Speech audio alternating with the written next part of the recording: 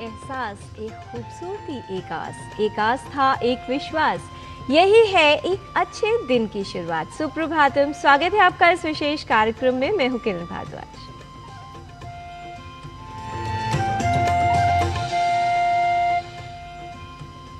जीवन में हम सभी सफलता प्राप्त करना चाहते हैं, लेकिन कोई भी व्यक्ति अपने जीवन में किस मुकाम तक पहुंचता है, ये निर्भर करता है उसके निर्णय लेने की क्षमता पर। बुद्धिमान व्यक्ति वो है जो किसी भी कार्य को करने से पहले निर्णय लेता है, और मूर्ख व्यक्ति कार्य को करने के बाद। यदि काम को करने से पहले कोई व्यक्ति निर्णय लेता है तो उसकी सफलता की संभावनाएं बढ़ जाती हैं, और इसीलिए कहा जाता है कि जीवन में सही समय पर लिया गया निर्णय जीवन की दिशा को पूर्ण रूप से परिवर्तित कर सकता है और दशा में भी बदलाव कर सकता है। समय का महत्व निर्णय के लिए भी है और हम सबके जीवन के लिए भी। समय के ज्ञान के लिए आइए देख लेते हैं आज का पंचांग और जान लेते हैं क्या है आज की तिथि, वार और नक्षत्र। आज का पंचांग युगाब्द 5127, विक्रम संवत 2082, शक संवत 1947, दक्षिणायन, मार्गशीर्ष मास, शुक्ल पक्ष, एकादशी तिथि, सोमवार, रेवती नक्षत्र। आज का दिन सभी के लिए मंगलमय हो। सही समय पर निर्णय लेना आवश्यक है, लेकिन वो निर्णय सही होता है या गलत, यह आने वाला समय ही बताता है। लेकिन उसके सही होने की संभावना को कैसे बढ़ाया जा सकता है, ये जानने का भी अति महत्व है। यदि कोई व्यक्ति क्रोध में या अशांत मन से या दुखी मन से निर्णय लेता है तो बहुत सारी संभावनाएं होती है कि वो निर्णय सही न हो।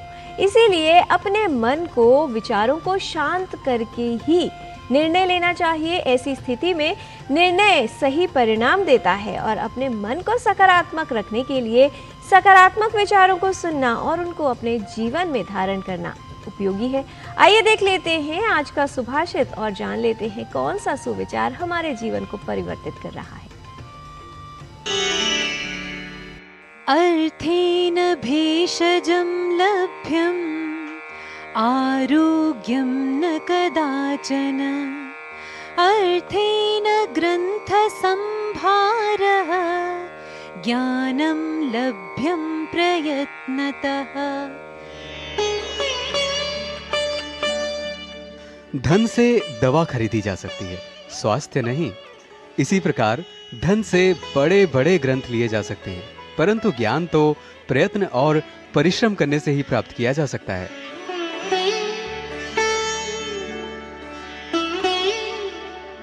Money can fetch you medicine, not health. Similarly, through money you can buy voluminous books, but knowledge can be acquired only through sustained efforts and hard work. आज गीता जयंती का विशेष अवसर है। भारतीय ज्ञान परंपरा के ग्रंथों पर शीर्ष पर है विराजित श्रीमद् भगवत गीता, और ये भी सत्य है कि इसके मिली प्रेरणा और इसके मूल्यों को जीवन में धारण करना सही निर्णय लेने की क्षमता को बढ़ाता है। सभी के लिए प्रेरणा स्वरूप श्रीमद् भगवत गीता पर आधारित आइए देख लेते हैं ये विशेष रिपोर्ट, जिसे बनाया है हमारे सहयोगी डॉक्टर नारायण दत्त मिश्र ने।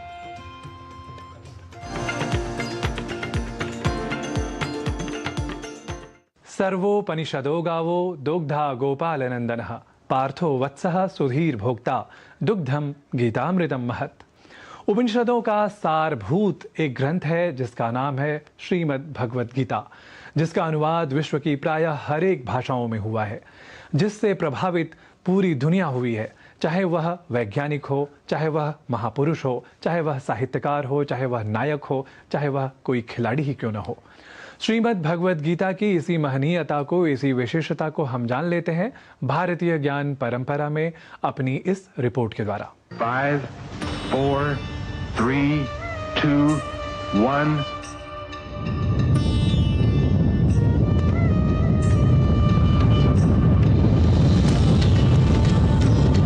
दिवि सूर्य सहस्रस्य भवेद्युगपदुत्थिता यदि भाः सदृशी सा स्याद् भासस्तस्य महात्मनः। इस श्लोक को पुनः उच्चारित किया था रॉबर्ट ओपेनहाइमर नामक प्रसिद्ध परमाणु वैज्ञानिक ने। हिरोशिमा परमाणु विस्फोटास्त्र क्षेपण के पश्चात हुए तात्कालिक विध्वंसक क्षण में ही उस प्रसिद्ध और श्रीमद् भगवद गीता से संप्रेरित वैज्ञानिक ने गीता के एकादश अध्याय के इसी श्लोक के समादर्श स्वरूप का साक्षात्कार किया था। महाकाल का संहारक स्वरूप जिस प्रकार से श्रीमद् भगवद गीता में निरूपित है, ओपेनहाइमर ने ही तब आधुनिक वैज्ञानिक विधि के अनुसार इसे समर्थित किया था। I remembered the line from the Hindu scripture, the Bhagavad Gita. Vishnu is trying to persuade the prince that he should do his duty, and to impress him takes on his multi-armed form and says, "Now I am become death, the destroyer of worlds." Mahabharat के रणक्षेत्र में युद्ध से पलायनोन्मुख अर्जुन के लिए श्री कृष्ण द्वारा प्रस्तुत वचनावली ही जीवन के प्रत्येक क्षेत्र से संबद्ध लोगों के लिए एक सार्वभौमिक प्रेरक ग्रंथ के रूप में वस्तुतः परिणत हुई। यह ग्रंथ न केवल दर्शन या अध्यात्म मात्र ही प्रस्तुत करता है, अपितु प्रेरणा परकता के सर्वविध अलौकिक स्वरूप से ओतप्रोत श्रीमद् भगवद गीता नामक यह ग्रंथ विशेष निस्संदेह समय के बंधन से परे अपने युगातीत स्वरूप को भी उपस्थापित करता है। भारतीय संस्कृति के सर्वोत्तम उपहार के रूप में श्रीमद् भगवद गीता की महिमा गाई जाती है। इसलिए सर्वत्र देश विदेश में भ्रमण आदि के अवसर पर शीर्षस्थ नेताओं के लिए भिन्न भिन्न धर्म और संस्कृतियों से संपोषित देशों के लिए भी भारतीय प्रधानमंत्री द्वारा श्रीमद् भगवद गीता रूपी दिव्य उपहार प्रदान किए जाने की परंपरा रही है। श्रीमद् भगवद गीता भारत का दुनिया को सबसे प्रेरक उपहार है। गीता पूरे विश्व की धरोहर है। गीता हजारों साल से प्रासंगिक है। न केवल जर्मनी देश के प्रत्युत्पन्न शोपेनहावर वैज्ञानिक ने ही, बल्कि रॉबर्ट ओपेनहाइमर, आइंस्टाइन आदि वैज्ञानिकों और अन्यान्य महापुरुषों ने भी गीता में प्रतिपादित विचारों के सार की प्रशंसा की है। भारत के गौरव रूप भारत रत्न से सम्मानित भूतपूर्व राष्ट्रपति अब्दुल कलाम ने भी विपरीत स्थितियों से पार पाने के क्रम में श्रीमद् भगवद गीता की प्रेरणा परकता को प्रतिपादित किया था। லார்ட் கிருஷ்ணா உருவத்தை காமிக்கிறார். அந்த உருவத்தில் காமிச்சிட்டு அவர் லார்ட் கிருஷ்ணா சொல்றாரு, "You defeat the defeatist tendency." Gita नामक ग्रंथ विशेष की महिमा आकार मात्र तक ही सीमित नहीं, बल्कि समस्त लौकिक आचार विचार को परिस्थितियों के अनुरूप सिखलाने वाले और ज्ञान विज्ञान के अद्वितीय भंडार के रूप में दुग्धामृतम महत् शास्त्रम इस स्वरूप में ही भगवद गीता की अन्वर्थकता है। न केवल वैज्ञानिकों को और प्रेरणा प्राप्त करने वाले महापुरुषों को ही श्री कृष्ण की वचनावली वाली अद्वितीय गीता ने प्रेरित किया, अपितु दार्शनिकों और कवि समवाय को भी इसने सानंद और सामोद प्रेरित करने का भी काम किया है। इसके बाद जब बात की जाए जीवनगत परिष्कृतियों की, उपलब्धियों की परिगणना की और पूर्णतः सफलता के लिए सूत्र स्वरूप की प्राप्ति की, तब भी यह गीता ही है जो प्रबंधन के बंधन को भी और सुदृढ़ करने व परिष्कृत करने का काम करती है। Krishna says it in chapter 6, I'll come to it. The choice of whether you want to destroy your peace of mind or otherwise is not with anyone else. We often think he upset me. Nobody can upset you. You have to make up your mind and say, I want to get upset now. Uddharet atmana atmanam na atmanam avasadayet. Atmaiva bandhuhu atmanam atmaiva rupuratma. प्रबंधन के लिए बिना क्रोध के, बिना सम्मोह के और बिना स्मृति विभ्रम के किस प्रकार से निष्काम भाव से आचरण करना चाहिए, गीता केवल यही नहीं सिखलाती, बल्कि जीवन के हर क्षेत्र की अपेक्षाओं के अनुसार व्यक्तित्व में उत्कृष्टता का आधान भी इस ग्रंथ विशेष से ही संभव हो जाता है। समग्रता से कहें तो क्रिया योग अथवा कर्म में कुशलता के लिए श्रीमद् भगवद गीता हमें संप्रेरित करती है। चाहे बात एप्पल के संस्थापक स्टीव जॉब्स या माइक्रोसॉफ्ट के संस्थापक बिल गेट्स इत्यादि की जाए, इन जैसे अनेक व्यक्तित्वों ने गीता द्वारा निर्देशित मार्ग का ही अनुसरण किया। वस्तुतः श्रीमद् भगवद गीता का समुचित अनुप्रयोग तो समस्त प्रबंधन क्षेत्र में भी पूर्णतया देखा जा सकता है। और अधिक क्या कहा जाए, फिल्म आदि क्षेत्र के महनीय व्यक्तित्व भी कर्म क्षेत्र के अस्थैर्य और सुस्थैर्य आदि भावों को समझकर जीवन के किसी न किसी पड़ाव में निश्चित ही इस गीता से साक्षात प्रभावित देखे ही जाते रहे हैं। The Indian holy book, the Bhagavad Gita. This is what my books look like when I read. I see all of this. Like that's what my books look like. When something's really hot, when an idea is hot, I kind of stir it up. As you can see, the Bhagavad Gita is very, very stirred up. I'm loving it. इस तरह श्रीमद् भगवद गीता को लेकर जीवन के विविध क्षेत्रों में सफलता के शिखर पर विराजित प्रेरक व्यक्तित्वों की वचनावली हमें प्राप्त होती है। संपूर्णतः भारतीय ज्ञान परंपरा की अद्वितीयता और अनुपमता को समेटना हो तो भगवद गीता तो अनन्य ही है।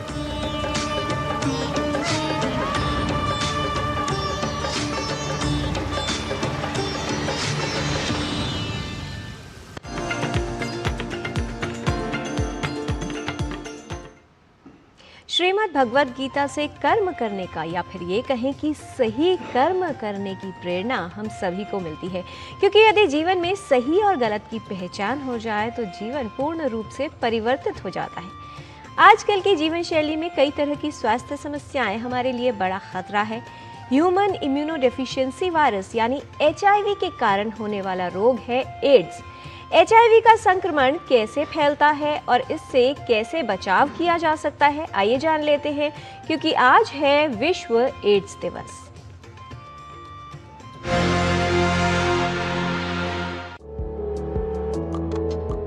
एड्स एक गंभीर रोग है जिससे प्रभावित व्यक्ति में कई तरह के संक्रमण और जटिलताएं होने की संभावना रहती है। एड्स HIV यानी ह्यूमन इम्यूनोडेफिशिएंसी वायरस के कारण होता है। HIV वायरस शरीर की प्रतिरक्षा प्रणाली को कमजोर करता है। जब HIV का संक्रमण लंबे समय तक शरीर में रहता है तो इससे एड्स रोग हो जाता है। HIV संक्रमण कई माध्यम से एक से दूसरे व्यक्ति के शरीर में प्रवेश कर सकता है। HIV का वायरस रोग प्रतिरक्षा प्रणाली की CD4 कोशिकाओं पर हमला करता है। HIV विषाणु सीधे श्वेत रक्त कोशिकाओं पर आक्रमण कर शरीर के अंतस्थ में उपस्थित आनुवंशिक तत्व DNA में प्रवेश कर जाता है, जहां इनमें गुणात्मक वृद्धि होती है। इन विषाणुओं की बढ़ी हुई संख्या दूसरी श्वेत रक्त कणिकाओं पर आक्रमण कर उन्हें क्षति पहुंचाती है, जिसके कारण रोग होता है, जिसे एड्स कहा जाता है। HIV है वो मुख्यतः जो फैलने के कारण है वो अनप्रोटेक्टेड सेक्स करने से होता है, मदर टू चाइल्ड ट्रांसमिशन होता है, निडल सिरिंजेस जो कंटामिनेटेड है आपके ऊपर यूज़ कर दिया गया दोबारा, उससे होने के चांसेस हैं, जो यूजुअली IV ड्रग अब्यूज़र्स जो होते हैं वो करते हैं। शेयरिंग निडल से होता है। और contaminated blood products and blood जो अगर आपके ऊपर ट्रांसफ्यूज़ किया गया तो उससे HIV होने के चांसेस होते हैं। HIV की जांच बहुत सारी हो गई हैं, अब बहुत तरीके से जांच कर सकते हैं। अलाइज़ा एक मेथड होता है जो ICTC सेंटर में 3 तरह से हम टेस्ट करते हैं। एक सैंपल को 3 तरह से टेस्ट करने के बाद उसमें से कोई 2 टेस्ट पॉजिटिव आता है, जिससे हम लेबल करते हैं कि the person is infected with HIV। ये मानव शरीर के तरल द्रवों में पाया जाता है। व्यक्ति के HIV संक्रमित होने के बाद एड्स रोग होने में कुछ समय लगता है। व्यक्ति के HIV से संक्रमित होने के बाद तुरंत ही कोई लक्षण नजर नहीं आते। इस दौरान संक्रमित व्यक्ति सामान्य लगता है और स्वस्थ दिखाई देता है। HIV वायरस के कारण CD4 कोशिकाएं नष्ट होने लगती हैं। कोशिकाओं के नष्ट होने से व्यक्ति की रोग प्रतिरोधक क्षमता कम होने लगती है और आखिरी चरण में व्यक्ति एड्स रोग से प्रभावित हो जाता है। HIV इन्फेक्शन का इलाज पूर्णतः मुफ्त भारत सरकार द्वारा उपलब्ध है। पूरे भारतवर्ष में 500-550 ART क्लिनिक हैं जहां की ये HIV की दवाइयां मिलती है, जो आपको एक गोली, एक टैबलेट रोज़ खाना होता है अपने फिक्स टाइम पे, और आप इससे बिल्कुल निरोग रह सकते हैं। दूसरी अन्य बीमारियां जो होने वाली होती हैं उससे उसका बचाव होता है और आप एक स्वस्थ लाइफ जी सकते हैं। अगर आप ART की दवाइयां खा रहे हैं, एंटीरिट्रोवायरल ट्रीटमेंट पे हैं, तो उससे आपका वायरल लोड जिससे इन्फेक्शन फैलने के चांसेस होते हैं, जितना ज़्यादा वायरल लोड होगा उतना ज़्यादा इन्फेक्शन हो सकता है आपको और बहुत ईजिली ट्रांसमिट हो सकता है। आप ART की दवाई खा रहे हैं तो आपका वायरल लोड सप्रेस्ड रहेगा। वो अगर दबा हुआ है वायरल लोड तो आपसे किसी और को HIV होने के चांसेस नहीं हैं ऑलमोस्ट। HIV संक्रमण के बाद धीरे धीरे लक्षण विकसित होते हैं। जब व्यक्ति को रोग हो जाता है तो उसे अन्य जटिलताएं भी घेर लेती हैं। रोगग्रस्त होने के बाद व्यक्ति में अत्यधिक थकान, वजन का घटना, बार बार दस्त होना, बार बार बुखार आना, खांसी व बलगम, कई तरह के संक्रमण होना, TB रोग होना, गले में खराश और सूजन, सिर दर्द और शरीर में दर्द, त्वचा पर चकत्ते या घाव, त्वचा में या अन्य अंगों में संक्रमण होना, इस तरह के लक्षण उत्पन्न हो सकते हैं। HIV एक ऐसा संक्रमण है जो समय पर इलाज और सावधानियों द्वारा काफी हद तक नियंत्रित किया जा सकता है। HIV के इलाज के लिए एंटी रेट्रोवायरल थेरेपी का उपयोग किया जाता है। यदि सही तरीके से इलाज लिया जाए तो व्यक्ति जटिलताओं से बच सकता है। HIV का संक्रमण कभी समाप्त नहीं होता, इसलिए रोगी को उम्र भर इलाज और दवाएं लेने की आवश्यकता होती है। अपना HIV टेस्ट जरूर कराएं, HIV अवस्था के बारे में जानें और जल्द से जल्द ट्रीटमेंट पे आएँ। जितना जल्द आप ट्रीटमेंट पे आएंगे आपकी लाइफ की लॉन्गेविटी और बढ़ेगी, आप एक स्वस्थ लाइफ जी पाएंगे।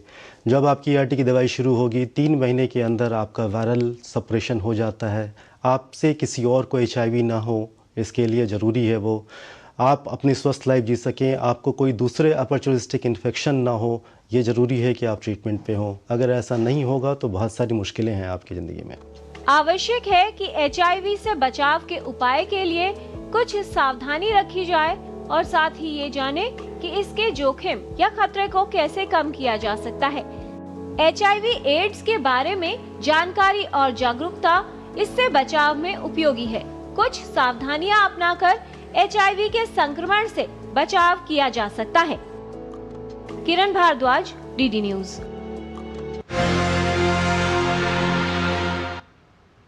एड्स के विषय में जानकारी, जागरूकता, सतर्कता और सावधानी ही इस रोग से बचाव के लिए उपयोगी है। जीवन में कभी कभी सही निर्णय भी गलत साबित हो जाता है यदि वो सही समय पर न लिया गया हो। तो देर न करते हुए आइए ले लेते हैं यहाँ पर एक अल्प विराम। आप देखते रहिए DD news.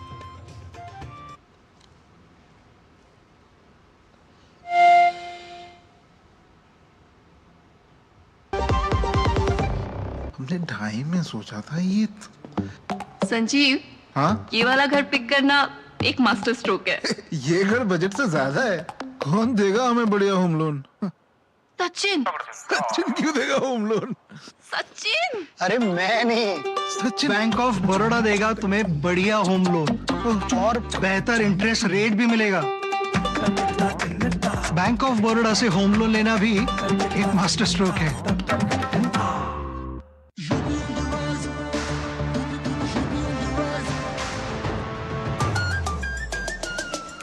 UP on the rise, सुन ले आसमां, डबल इंजन का ये मिशन महान। 2047 तक हम न रुकेंगे, 6 ट्रिलियन का ड्रीम पूरा करेंगे। मथुरा की गलियों में गूंजे है राधा, अयोध्या में दूर हुई मंदिर की बाधा, काशी प्रयागराज की गोल्डन चमक, यूपी सरकार की गूंजे धमक। सड़कों पर फर्राटा फिक्रलेस बिल्कुल बिंदास, एक्सप्रेस वे पर साइंस आए पूरा विश्वास। विकसित यूपी की बढ़ गई प्यास, 2047 का ये विजन बहुत खास। माफिया का दी एंड, फियर गॉन, योगी राज में लॉ एंड ऑर्डर हुआ स्ट्रॉन्ग। बेखौफ घूमे जनता, गुंडों पर मार, नया यूपी तोड़ रहा पुरानी दीवार। यूपी ऑन द राइज, सुन ले आसमां, डबल इंजन का ये मिशन महान। 2047 तक हम न रुकेंगे, 6 ट्रिलियन का ड्रीम पूरा करेंगे।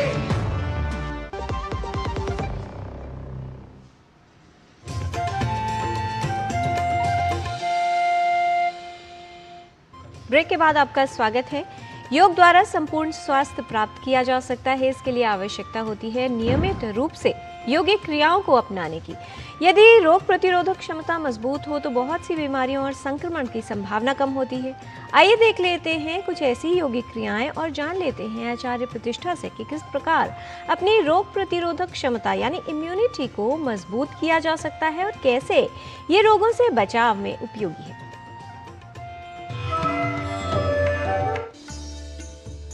नमस्ते, मैं हूं आचार्य प्रतिष्ठा। हमें जीवन में 3S चाहिए होते हैं। क्या होते हैं वो? Strength, stamina and speed. और अगर हम स्ट्रेंथ की बात करें तो महत्वपूर्ण है कि हमारी रोग प्रतिरोधक शक्ति हमारी बड़ी होनी चाहिए, यानी इम्यूनिटी बेहतर हो। अगर हमारी इम्यूनिटी बेहतर है तो हमें वायरसेस, इन्फेक्शंस भी नहीं उतने आसानी से घेर सकते। इसलिए ज़रूरी है कि हम अपनी रोग प्रतिरोधक शक्ति को बढ़ाएं और अपनी स्ट्रेंथ को बढ़ाएं। तो स्ट्रेंथ एंड इम्यूनिटी के लिए एक बहुत सरल सा अभ्यास, विरेचन गति का अभ्यास। विरेचन गति यथा नाम तथा गुणा, इसका नाम ही है विरेचन यानी शुद्धि। तो जब आपके अंदर बॉडी भी प्योरीफाई होता जाएगा, मेंटल प्योरिफिकेशन भी होगा, तो आप देखेंगे कि आपको रोग कम लगेंगे। पर सर्व रोग मलाश्रय, शरीर के भीतर मल है, शरीर की सफाई अंदर से नहीं हुई है तो हमको मल ठहरता है, जिससे हमें रोग होते हैं। तो विरेचन हमारे शरीर से और मन से, दोनों से मल को निकालने का काम करता है। तो विरेचन गति के लिए हम खड़े होकर के भी कर सकते हैं, बैठ करके भी कर सकते हैं। पहला स्टेप हम आपको बैठ करके दिखा रहे हैं। हाथों को 90 डिग्री पर ले लें, यानी ऐसे नहीं रखना। कुछ लोग ऐसे ऐसे भी गलती कर लेते हैं, वो नहीं। 90 डिग्री पर रखा, सांस भरते हुए हाथ को उठाना, सांस छोड़ते हुए वापस ले आना। कैसे करेंगे?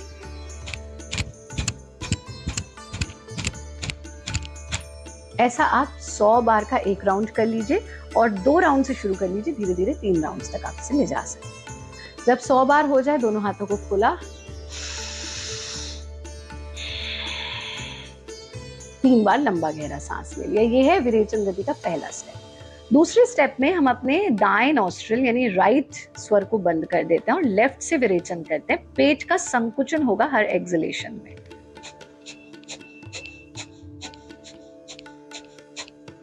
ऐसा 50 टाइम्स कीजिए। जब 50 बार ऐसा कर लें तो दाएं हाथ की तीसरी उंगली से बाएं स्वर लेफ्ट नॉस्ट्रिल को बंद करेंगे और राइट से विरेचन करेंगे।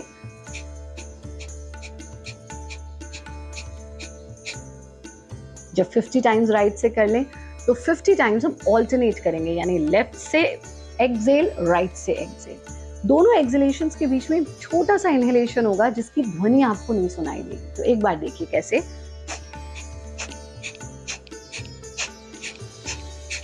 ऐसा भी 50 बार कर लीजिए। शरीर को ढीला छोड़ दीजिए। 3 बार लंबा गहरा सांस लीजिए और फिर आंखों को खोल दीजिए। तो ये तो हुए विरेचन गति के चारों स्टेप्स जो आपने सीखे हैं। आपको नियमित रूप से इनका अभ्यास करना है। इसके साथ साथ अगर आप अपनी इम्यूनिटी को बेहतर करना चाहते हैं तो आप जल की मात्रा को अपने डाइट में बढ़ाइए, यानी पानी अधिक पीजिए। 20 मिनट्स ऑफ सनलाइट जरूर लीजिए। सात्विक आहार लीजिए। योगी बने, उपयोगी बने। जीवन में निर्णय अवश्य लीजिए और एक बार जब कोई निर्णय ले लिया तो पीछे मुड़कर मत देखिए, क्योंकि पलटकर देखने वाले इतिहास नहीं बना सकते। अच्छा निर्णय अनुभव से आता है और अनुभव आता है निर्णय लेने से। ये जीवन है एक रण और इस रण में खुद ही अर्जुन, खुद ही कृष्ण बनना पड़ता है। प्रतिदिन अपना ही सारथी बनकर जीवन की महाभारत को हर रोज लड़ना पड़ता है। ये है ज्ञान श्रीमद् भगवद गीता का। और श्रीमद् भगवद गीता के इस जयंती के अवसर पर, अर्थात गीता जयंती के अवसर पर, आइए जान लेते हैं हमारे सहयोगी नारायण दत्त मिश्र से इसका सही उच्चारण, श्रीमद् भगवद गीता के श्लोकों का उच्चारण और लेखन। इस पाठशाला के माध्यम से हमारी पूरी टीम को दीजिए अनुमति। नमस्कार।